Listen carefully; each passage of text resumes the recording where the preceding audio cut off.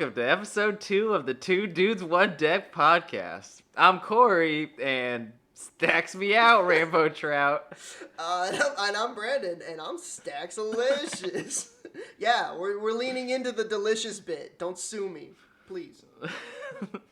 This is episode 2 of our Lord of the Rings Tales of Middle-earth spoiler coverage. Set dropping June 23rd. Alright, so Brandon, what are we looking at today? Alright, so today we're going to be starting off with good old Gandalf, Friend of the Shire. This is a legendary avatar wizard. He's a 1 blue mana, 3 colorless, for a 2/4 with flash, and the ability you may cast sorcery spells as though they had flash. Whenever the ring tempts you, if you chose a creature other than Gandalf, Friend of the Shire, as your ring bearer, draw a card. So, Corey, what are you thinking of this card so far? Ooh, what's the rarity on that? That's uncommon? That's an uncommon. That's good for an uncommon. And sorcery spells with flash is great. I was thinking when I picked this guy out I was kind of thinking of the people who make like budget commander decks, or maybe even like MTG Arena making like a budget brawl deck or something. Because I remember I've limited experience playing MTG Arena, but I do remember playing on there, and people were using this like uncommon green-white legendary that gains you life or whatever as their commander, like all the time, and it just seemed like an easy deck to make when you're kind of on a budget and have limited access to cards, and I feel like Gandalf could potentially be something similar. Yeah, honestly, this is probably, amongst other uncommon legends, this is probably crazily strong. Right. Right, and in general, he's pretty good, and you certainly can make a good deck out of him. Yeah, I mean, he's blue and he draws you cards. We already know blue players love to draw. Yeah, and also just anything that gives flash that has flash, I think is good. Yeah. Yeah, that's true. He has flash. So you flash him in, and then you cast your big sorcery or whatever on the end step of your opponent, and then you're like, okay, my turn. Yeah, all your extra spells become extra turn spells, and cantrips become like very tricky. Yeah. And some tutors are sorcery in blue. Yeah. No, that can be pretty cool. You can really hide what you're doing. Yeah, so it sounds like you can do some pretty fun stuff with this card. Maybe not the best card or anything, but pretty cool. He's a Gandalf. Everyone loves a good Gandalf. Absolutely. I agree. I agree. All right, so we're going to go ahead and be moving on to Boromir, Warden of the Tower. He is a 2 colorless, 1 white for a 3/3 legendary human soldier with vigilance, and whenever an opponent casts a spell, if no mana was spent to cast it, counter that spell. Sacrifice Boromir, Warden of the Tower. Creatures you control gain indestructible until end of turn, and the ring tempts you. So, I just really liked the part under... Well, I guess I personally don't like it, but the part under vigilance, where whenever an opponent casts a spell, if no mana was spent to cast it, counter that spell. Yeah, that seems pretty good against, like all the pitch spells and stuff that are happening in Commander, like all the forces, the like deflecting SWAT. You just don't get to use them. Like Yeah, all of the, I mean, CEDH specifically, and I guess EDH in general, all the free stuff is good. Yeah. It's really all playable and good.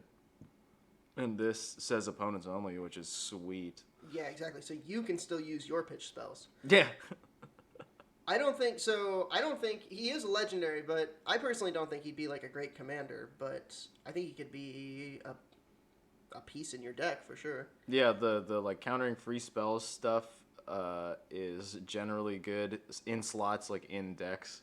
So I could absolutely see him be played in white decks because his effect is non-symmetrical, and also stacks decks because it's nice to like layer these kind of effects. Stacks me out, Rainbow Trout. Yeah, and I also saw some tech that this guy combos with Rada Drabrick of Urborg. He has a like sort of 3-card combo with a pretty variable third piece, where you sacrifice this guy Boromir, and then Rada Drabrick makes a non-legendary token. and then his effect happens, and your stuff gains indestructible, and the ring tempts you, which you can use the temptation of the ring to make the token legendary, which means it'll trigger Radadrabrik again when the token dies, which is not a normal function. Like, the token usually is not legendary, but the ring temptation makes it legendary. So you could have those two pieces and a blood artist, and you're winning the game right there. Yeah. Interesting. Okay, that's a very cool combo. I had no idea. I figured that you could do something with his second ability there, but wow, people have already figured that one out, huh? Yeah. What was that on? Was that on the internet that I saw that? Yeah, I saw that on the internet. People break cards right away. Yeah. So Boromir, broken. Would it then? Well, actually, Yeah, Radadrabrik is black-white, so black-white. Boromir, the theoretical piece that drains everybody, and Yeah. Radadrabrik are all contained within Radadrabrik as a deck. Yeah, so Radadrabrik can be a commander. I actually don't know the card, so... Yeah, he's legendary. He's a black-white creature, so Cool. all of the pieces for this theoretical CDH-ish combo could go in a black-white Radadrabrik deck, which is cool. That is cool. All right. Well, we're going to move on then to Council's Deliberation. This is a blue instant. It is 1 blue, 1 colorless to draw a card, and whenever you scry, if you control an island, you may exile Council's Deliberation from your graveyard. If you do, draw a card. So, I thought this was interesting. It's just a, 2 mana draw a card. There's a lot of cards that do that, but the secondary effect of whenever you scry, if you have an island, you can exile it from the graveyard to draw another card. That I feel like scrying, especially for blue, is not very hard to do. Like a lot of cards just kind of have scry. Like even good cards that you're just gonna run anyway, even if you don't really care that much about the scry mechanic on it, can just they'll just have a scry mechanic, and you can just easily trigger this. So it's kind of like 2 mana, draw 2 cards, which we've talked about before is pretty good. There is a condition to it, so it's not as good as actually just pay 2 mana and draw 2 cards. Of course, yeah. Yeah, but that, and I was thinking in a Yuriko deck, where you are scrying a lot, this might have a place.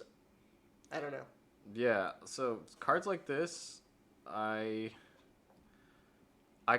tried. This is just something that I have found to work for me. This is not official gamer knowledge, but I kind of go by a rule of 20. So for this, take this card for example, Council's Deliberation. If you have 20 cards in your deck that say scry on it, then this is probably really good. Yeah. And if you have 10 or 8, this is probably pretty bad. Yeah, you have to be scrying for it to be worth it, but I just feel like scrying is just easy. Yeah, or another scenario could be your commander's Thrasios, where he says scry on him. Yeah. So that you're guaranteed to scry in those games. Yeah, exactly. So if your deck has 20 cards that scry, or your commander says scry, this is really good value for the cost. Yeah.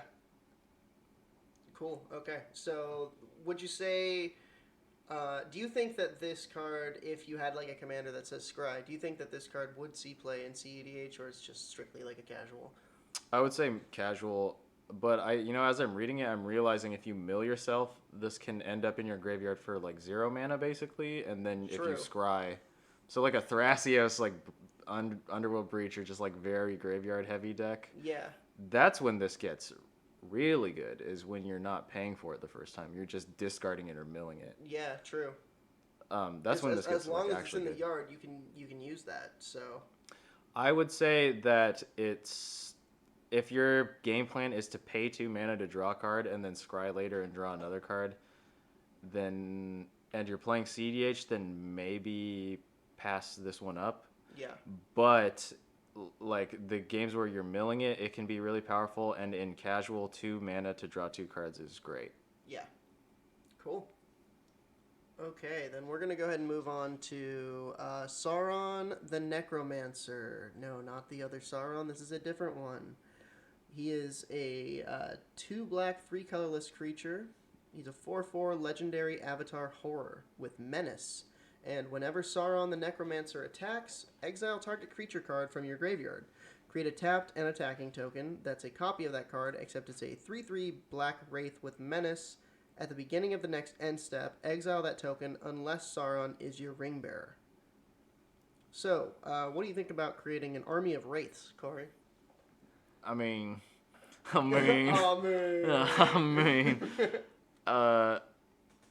that seems like really strong in casual. All right, let me start over. Let me read this again.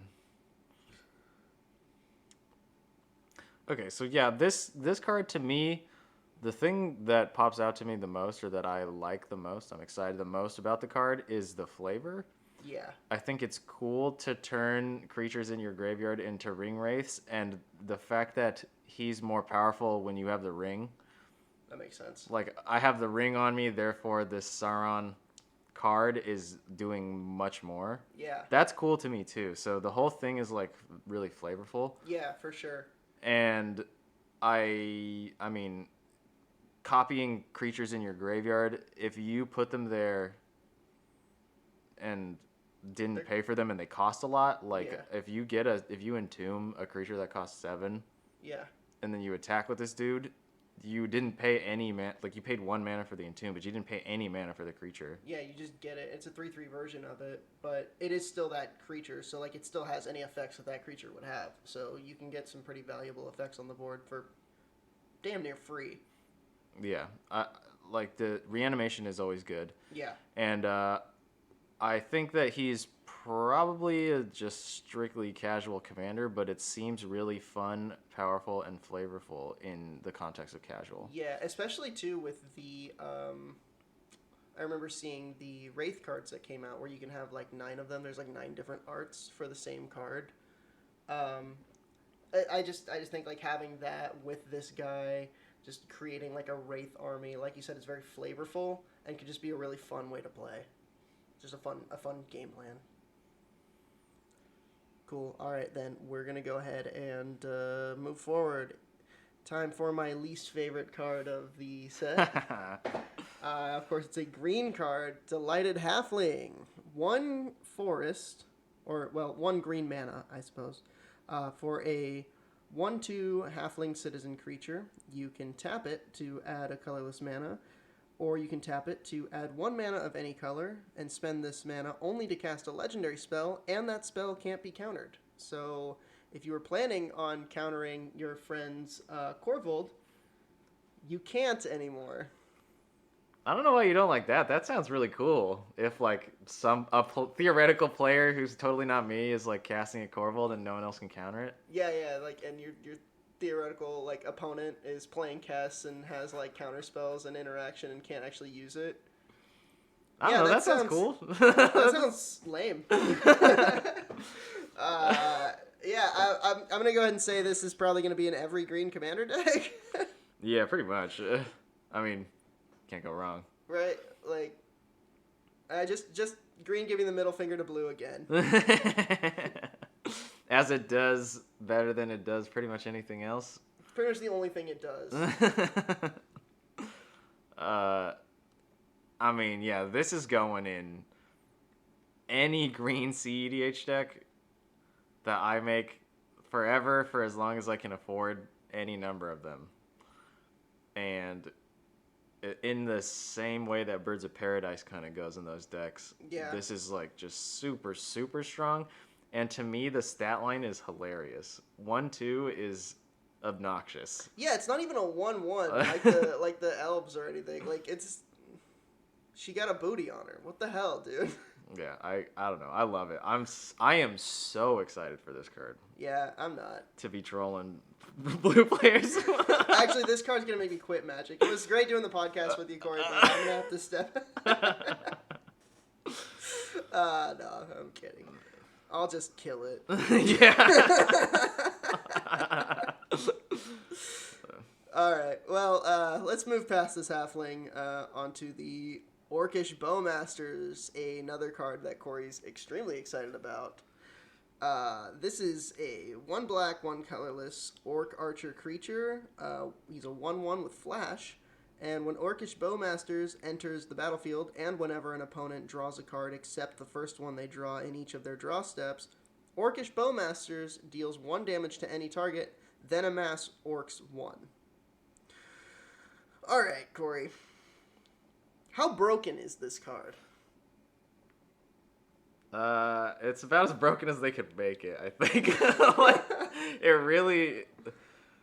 When I first read it, I was like, oh, yeah, you'll ping someone for, like, 1 damage every once in a while. You'll make some orcs and stuff. And then I realized it had, like, the Hull Breacher text, and it basically triggers constantly if your opponents are drawing cards. And I realized... Man, this is going to do a lot of damage, especially the more competitive and more draw-focused. Oh, yeah. All those Ristic studies, you're like, yeah. You know what? I am going to play all my spells and not pay. Yeah, draw some cards real quick. Yeah, you're going to draw your cards, but you're going to lose all your creatures if you draw a bunch of cards with Orcish Bowmasters in play. And you can't infinitely draw because then you just die. Yeah. Like, this is going to be doing loads of damage. Mm-hmm. And...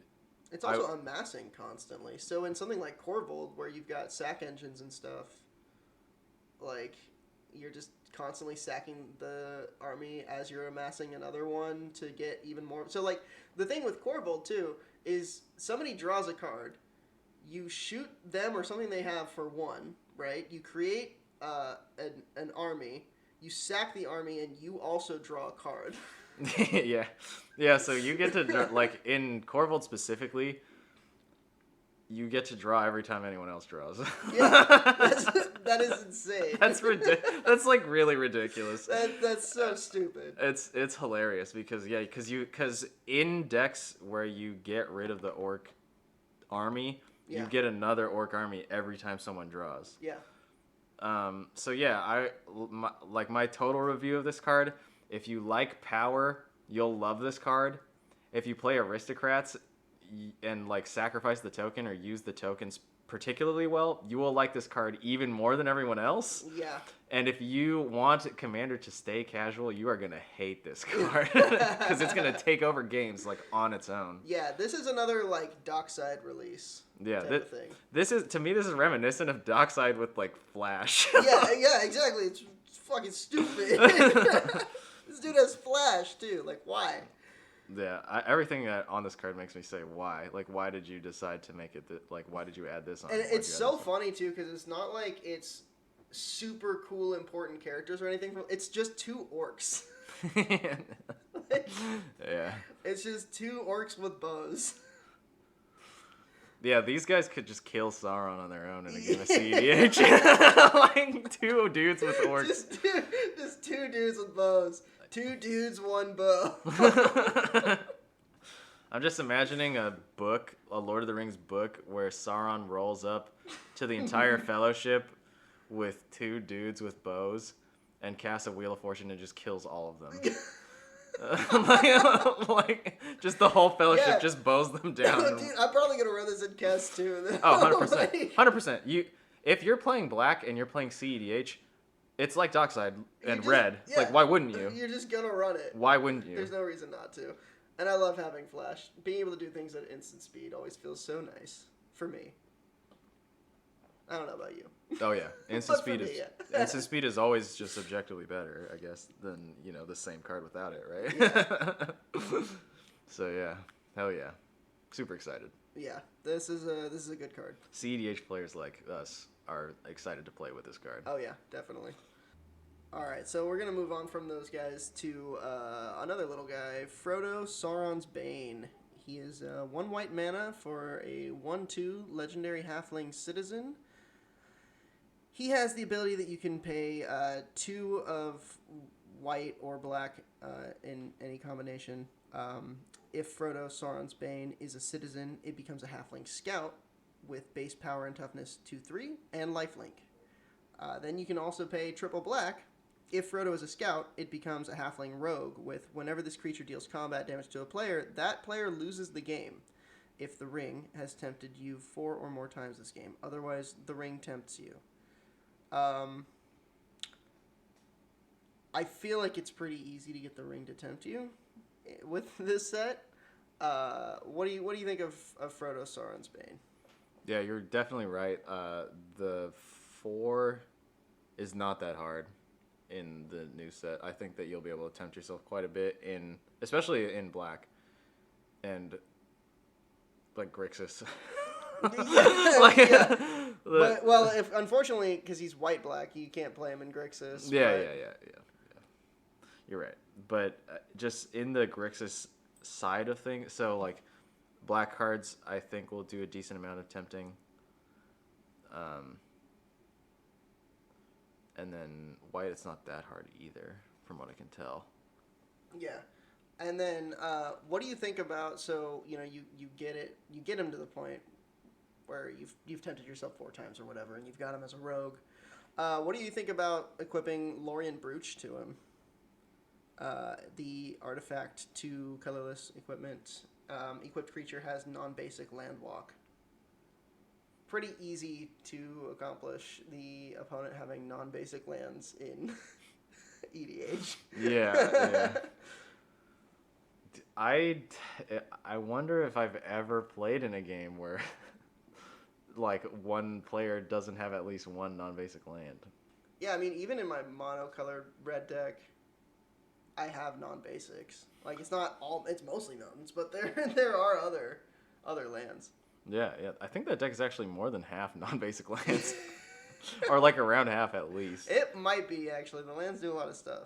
Yeah, I think, I mean, this is, it's cool that this is in the set because not only this Frodo, but a bunch of the cards who are characters who had the ring at one point, they're all pretty good to give unblockable. So I like the Lórien Brooch is gonna like make Frodo and others unblockable. Yeah. And also, when the ring tempts you and you choose a ring bearer, that ring bearer gets unblockable at some point.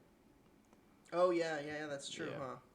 So this Frodo, I mean, the fact that they made Frodo good at carrying the ring is, like, obvious flavor. Yeah.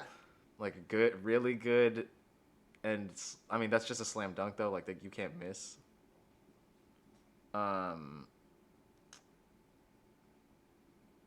Yeah, I mean, this will be a sweet casual commander for hitting someone and making them lose. Like, that's just... Yeah. Good in 1v1s, right? Yeah, probably good in tournament formats where you're looking for this, like, level up type creature. Mm-hmm. And anytime you're playing 1v1s, yeah, he'll obviously be better because making one opponent lose is the same as winning. Yeah.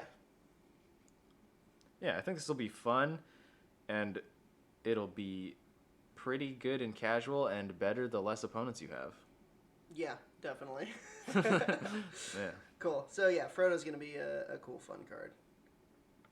Okay, so now we're going to move on to Reprieve. And this card I thought was pretty cool because it's just Remand, but white instead of blue. So it's 1 colorless, 1 white for an instant. Return target spell to its owner's hand and draw a card.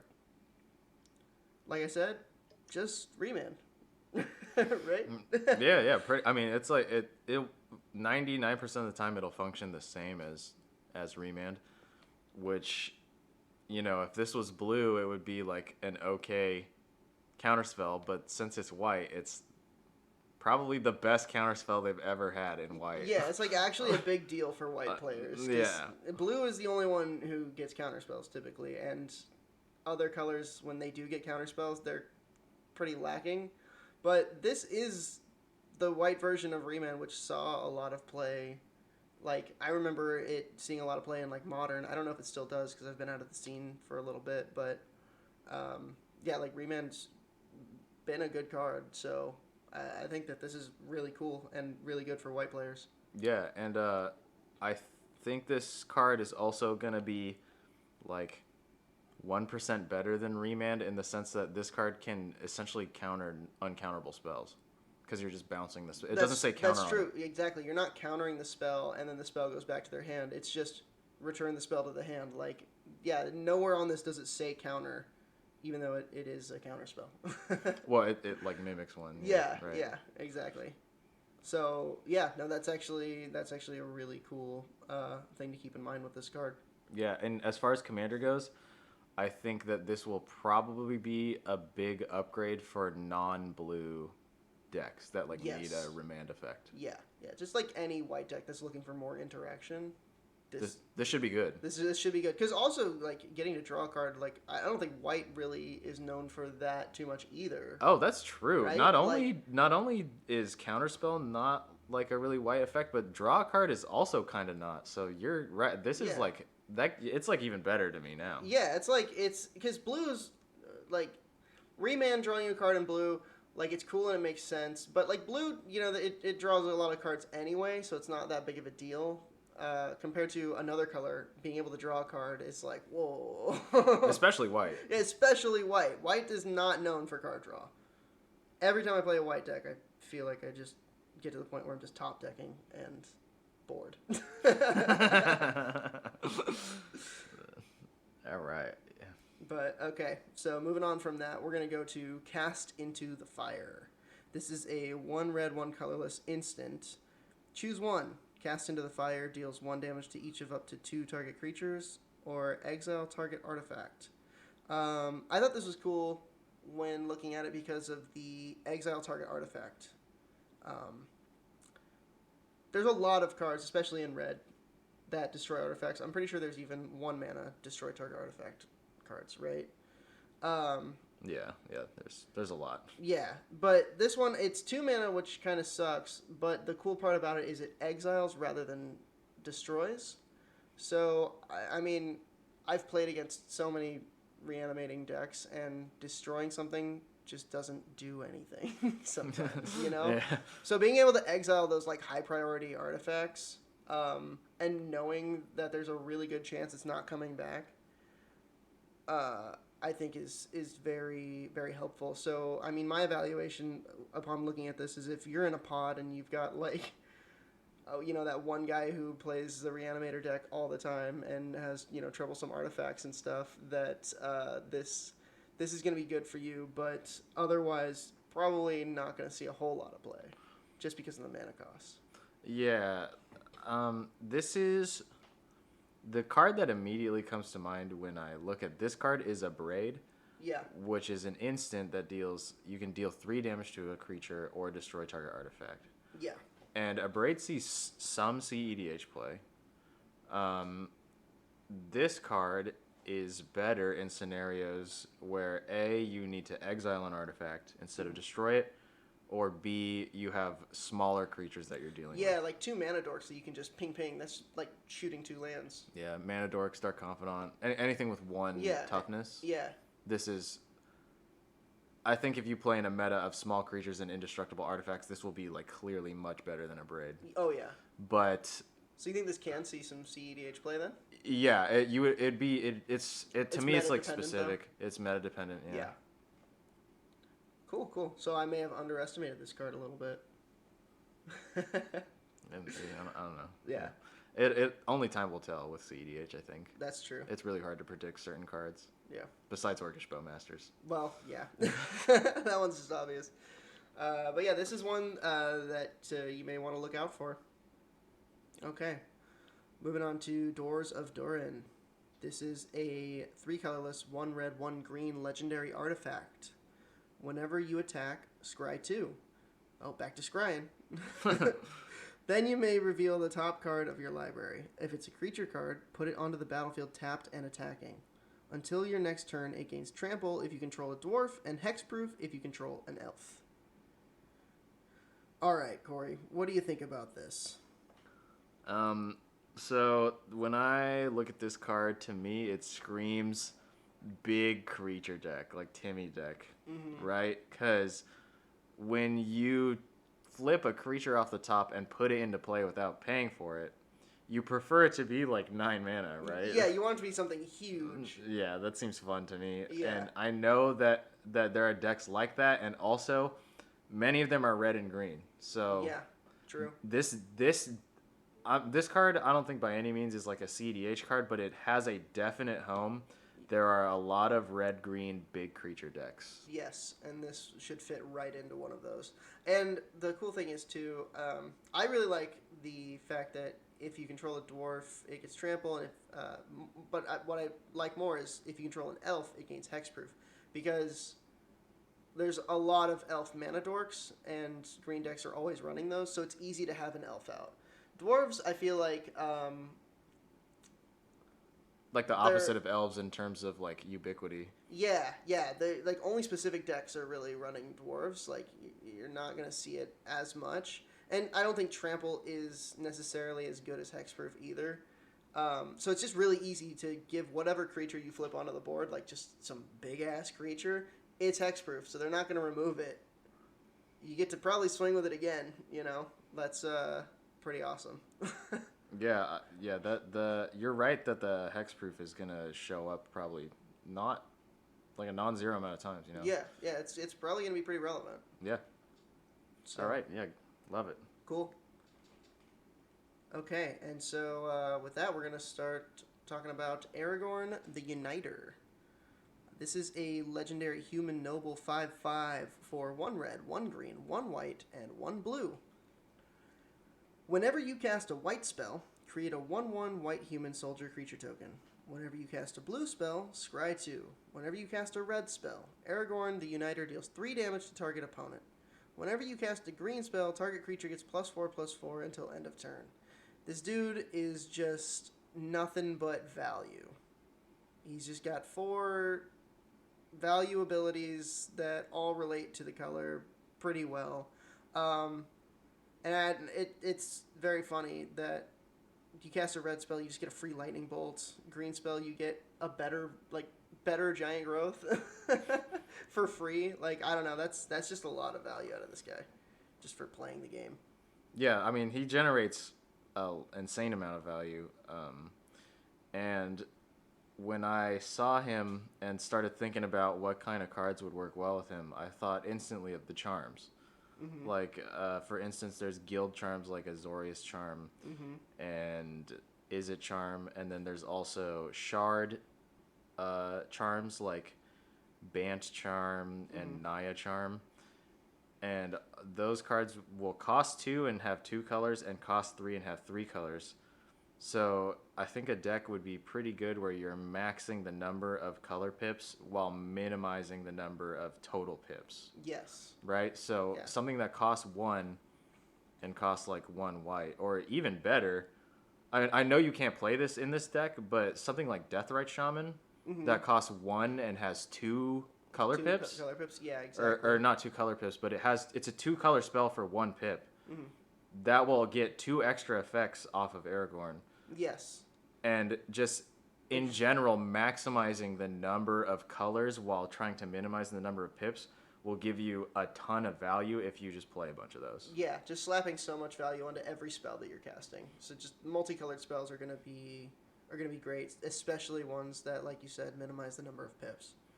Yeah, and then also I noticed whenever you cast a red spell, he deals 3 damage to target opponent. If you have Squee the Immortal and Food Chain, oh my god, you can just cast infinite red spells and kill the table. No, that's true. You just Squee Food Chain. It's too good.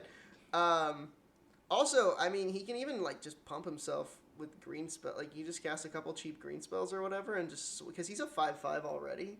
Yeah. You could just pump him and just swing for like 19 or something ridiculous, like. Yeah. That I mean, especially if the green spells are instants. Yeah. You could definitely surprise somebody and just kill them. Yeah. Oh, definitely. And like, thinking about, I mean, this is probably not like a CEDH strategy or anything like that, but if you're just like casually playing with your friends and you've got this guy out, and you just cast like 4 cheap green spells, that's exactly 21 damage. And if one of your homies doesn't have a blocker up, you just... Alright, I just kill you. Yeah, 4 is not hard. Yeah, 4 is like not that much. you can kind of just slam that out. So I was thinking that the other 3 abilities were stronger, and I was kind of discounting the green one, but I didn't realize that it only takes 4 to just one-shot somebody. yeah, because he can. The thing is because he can pump himself. Yeah. Like, it's not like other creature gets plus. It's just target creature. You can just target yourself. Wow, you can also target your opponent's creatures with it. Yes, yeah, just any creature. Oh my gosh, yeah. So I'm just gonna swat it and pump my own guy. Yeah, but I mean, whenever you can pump your opponent's creatures at instant speed and like do stuff to your opponent's creatures with their power and toughness and just stuff like that, give them properties, you always can. There's like an avenue for you to. Your opponent attacks your other opponent. The enemy of your enemy attacks with their commander, and you just pump it 2 times and they die. Yeah. And you just pull off some shenanigans they were not, like, no one was expecting. Yeah, yeah. And remove an opponent. There's a card called Berserk, which is my favorite card in the game to do that kind of thing with. Because Berserk doubles the damage from the creature, and then after combat, it dies or destroy it if it attacked. Oh, so you can, like, for 1 green mana, kill an opponent and then kill someone's commander if you play it really well. Oh my god. And Aragorn, like, the pump is reminiscent of that because you could just crazy pump something hilariously and kill people stealthily. That is awesome. This card looks super fun. Yeah, he's a very cool, very fun card. Do you think he sees any CEDH play, or is going to be strictly casual? Because he's obviously going to be fine in casual. Yeah, maybe even too strong. Yeah, too strong for casual, not good enough for CEDH is kind of the vibes I'm getting. It's going to be your Kai card deck. Yeah. Yeah, the charms are all like uncommons, so your deck has a bunch of uncommons instead of Underworld Breaches and ad nauseums. Instead of all these like crazy good cards. But you can run Food Chain Squee, so yeah, I mean if you just run Food Chain Squee, you can't run all the Black Tutors. No. Okay, I was about to say. Get your Jund out of here. Oh man. Okay, Aragorn, super cool card. Again, looks like a ton of fun. Again, only time will tell if it's CEDH. Yeah, we'll just have to see what happens. See if someone can really break this guy. Yeah. Okay. Moving on to Samwise Gamgee. This is a green-white legendary halfling peasant. Is a 2/2 with whenever another non-token creature enters the battlefield under your control, create a food token. Sacrifice 3 foods, return target historic card from your graveyard to your hand. So this dude just makes a bunch of food. He's a food dude. He is a food dude. This dude is a food dude. Yeah, that's all we got to say. And that's your analysis, baby. That's what you're here for. No. But really though, he seems awesome to me. I'm excited to build this as a commander. Yeah. Yeah. I love grindy attrition and like netting small advantages over time. We've talked about this before. Yes. Maybe not on the podcast, but we've definitely covered this. And this guy doubles the number of things you're getting per ETB. So when you play a creature, you get a creature. Yeah. That's 1. If you play a creature and you get a creature and a food, that's 2, which, and I just love like that kind of effect, right? Value generation over time. Yeah. And he is the least restricted he could be, right? It's not on creature cast, it's on creature ETB. So if you're blinking stuff like crazy, not only just casting your little elves and getting foods, but if you're blinking your creatures a bunch, you're getting foods there. And white's easy to blink creatures with. Yes, white is really good at that. Yeah. You could be in a spot where you have a Felidar Guardian and a Restoration Angel infinitely blinking each other, and then you just have infinite food. Yeah. Which, you can use for a variety of things. Yeah, you can do whatever you want with that food. Yeah. And then his second ability, sacrifice 3 foods, return a historic from your graveyard to your hand. There's a bunch of artifacts and legendaries that ask you to sacrifice them, and then sagas just die on their own. So, you're going to be getting stuff back. Like, if you build the deck around it, it'll be easy to use. I just imagine this I can see this happening. You've got that Resto Angel combo like we were talking about. You've just got infinite food, right? You sack 3, you get Lotus Petal, you play it, you tap it. You just have infinite mana with Lotus Petal.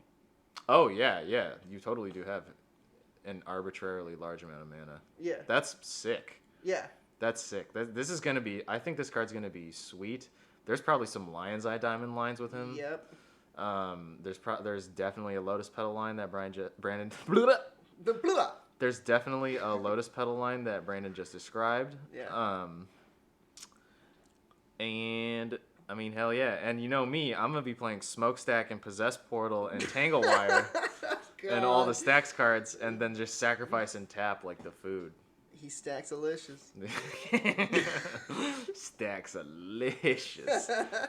And then one more thing that I like about him too is none of his abilities say cast a spell, which subverts Sauron. Like if you're sitting across the table from a Sauron, like if you're playing a Sam deck and someone else is playing a Sauron deck, you can, like, in theory, just win from under that Sauron without triggering his cast ability at all. Yeah, I mean, you can get creatures in with, like, birthing pod stuff, you know? Yeah, exactly. And you get the value out of it. Yeah, and that, you know, Sam was, like, not really corruptible by Sauron at all. So. Yeah, so very cool flavor between those two cards. Yeah. Oh, yeah, and then one more thing. There's a lot about this card. One more thing. In a Abzan color commander deck, he is part of a really efficient Protean Hulk pile. Oh, okay. So, Protean Hulk, when it dies, you get stuff that costs 6 from your deck. Creatures that cost 6 or less total, and put them into play. Yeah. So if you get Sam for 2, and you get Grand Abolisher for 2, and then you get Viscera Seer for 1, and Cauldron Familiar for 1, you win. You can win from there. From Protean Hulk. Just from Protean Hulk, you just win. And you're probably already playing like all of these cards in a Abzan color like Aristocrats deck. Like these all go into an existing deck and slot really well. So Sam, lot to like. Yeah, so I mean that's another card to really be looking out for. Then Samwise is going to be. I mean he's going to see a lot of play. Oh yeah. I think that he has a chance in CEDH even. Wow. Yeah, when I first saw him, I didn't think that much of him, honestly. But this is his playstyle. What he's typically used for is a little outside of like what I'm usually doing. So, it can be hard to see the value at first, but this guy brings a lot of value and is something to definitely keep your eye on. And so now we need to move on to a wonderful card. Bill the Pony. Bill the Pony. Everybody loves a good pony. Yeah. Alrighty, Bill. Bill is a 3 colorless, 1 white legendary horse. He's a 1/4, and when Bill the Pony enters the battlefield, create 2 food tokens. Watch out, Sam. Bill's bringing some food too. Sack of food. Until end of turn, target creature you control assigns combat damage equal to its toughness rather than its power. This card is silly. Yeah. Sorry, I'm looking. All right. Yeah, no, you're fine. I think it's a cool, fun card. Being able to switch up the combat damage like that, it's pretty easy, and you can do it at instant speed. And there's some creatures out there with enormous booties that can just one-shot somebody.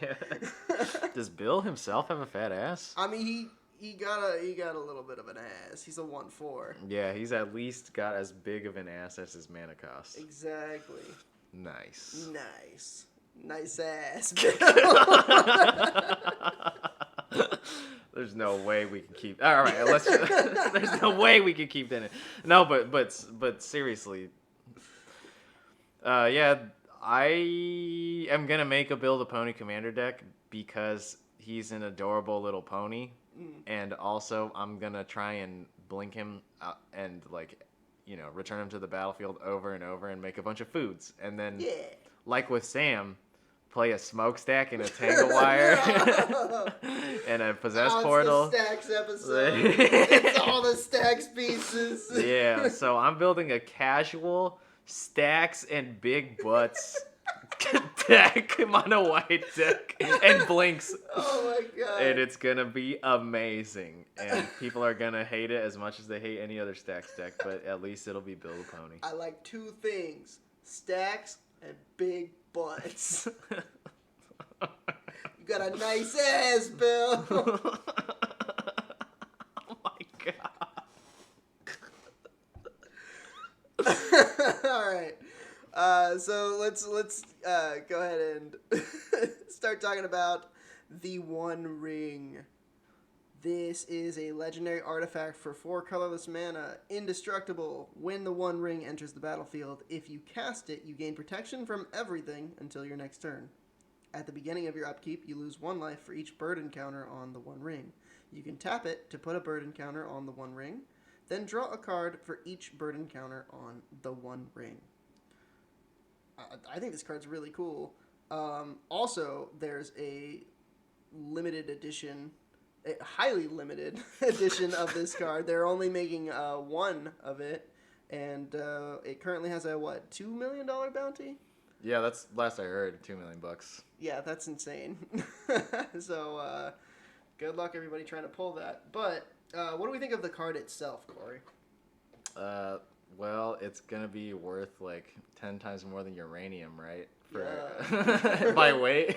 Oh wait, we're talking about the text on the card. Yeah. Oh, okay. Yeah. Sorry. Yeah. We're not talking about the cardboard itself. Yeah, as an effect, I think it's cool. Swag. Yeah, I think the extra card draw is really cool, and the flavor is like it matches the flavor really well, right? Just the more you're using it, the more it's gonna hurt you. Like it fits really well. Yeah, I mean, I like the flavor of this more than the ring tempts you because that doesn't really do anything to you. I think it does nothing to you. Yeah, there's nothing like negative. there's no actual drawbacks to the ring tempting you, I think. Yeah, which is horrible. Yeah.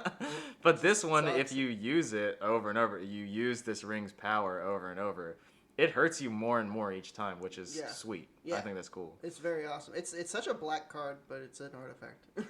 Yeah. So anyone can use it. Yeah. I mean, I don't know that it itself was particularly evil, but it certainly was. Like Sauron was using his power through the ring. Yeah. So, yeah. Again, I like that. Like it hurts you. Yeah. I feel like all of the stuff having to do with the ring in the set, I wish it. Would hurt you. How usable is this card though? Because I like the effect. I think it's cool. But like mana cost wise and everything, do you think that you can actually run this card? Okay, so I think no one line of text, no one ability on this card is worth 4 mana. Yeah. But if you can make use of all of it, yes, some just more than this in a vacuum, yeah. right? If you can, for example, return it to your hand and cast it over and over to have protection from everything on your opponent's turns forever. Oh, that's pretty sick. That'd be hilarious in casual because most of the time you win through combat damage. So if you just permanently have protection from everything on your opponent's turns, sometimes people can't beat you. Yeah, you just can't lose. And you would just... So that's awesome. You would just play it, draw a card with it, and then put it back in your hand before your upkeep. Yeah, so you just don't even have to worry about losing life. You have protection from everything. That could be a very fun combo, but definitely something that you would only see in casual. Yes, and then the CDH side would be, for me, tapping and untapping it infinitely and drawing your deck before your upkeep where you die with all the counters on it. You know? Yeah, If true. if you have like a dramatic reversal Icecrown Scepter thing going on, yeah, you can just draw your whole deck basically. That's sick. But again, just that isn't really worth 4 mana, so I don't know. Well, it kind of has to... We'll have to see how people use it. It has a few really narrow applications. and I hope it sees play because it's awesome. Yeah. One thing too, really cool.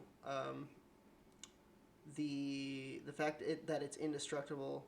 I love that the one card that really deals with this is the Cast into Flames or Cast into Fire or whatever it was called. That exiles an artifact. So I don't know. That just fits so well. Oh yeah, I agree. I didn't realize how flavorful the indestructible was on this until you said that. Yeah. That makes a lot of sense. It's only destroyed by, tossing it into the flames. Yeah, exactly. And exiling it. That's super cool. Yeah, I actually really like that now. See, this is the One Ring flavor win, I think. Absolutely. I think there's a lot of flavor wins in this set, to be fair, but the ring tempting you is kind of is weird. Yeah. The set certainly has some really good flavor wins and some really bad flavor misses. Yeah. But it's not easy. Very flavorful set with pretty good cards. It's not easy to pay respect to flavor on every card when you're trying to balance the Commander format at the same time. Yeah. I wasn't expecting a perfectly flavorful and powerful set. Yeah, no, absolutely not. That'd be impossible. But the wins feel good. Yeah. Cool. All right, then. I think that's going to just about do it for us here at the Two Dudes, One Deck podcast. Thanks for decking down with the dudes. We hope you enjoyed episode 2 of the Lord of the Rings Tales of Middle-earth spoiler coverage. And once again, if you liked what you heard, go ahead and give us a follow on whatever platform you're hearing this on right now. And keep an eye out for the next episode coming to an internet near you soon. Follow us on Twitter, Instagram, Spotify, and YouTube, and spam deck pics onto our phones. More deck pics. Yep, we love them. If there's anything we love here at Two Dudes One Deck, it's deck pics. Links in the description for social media. Go deck yourselves. All right, later.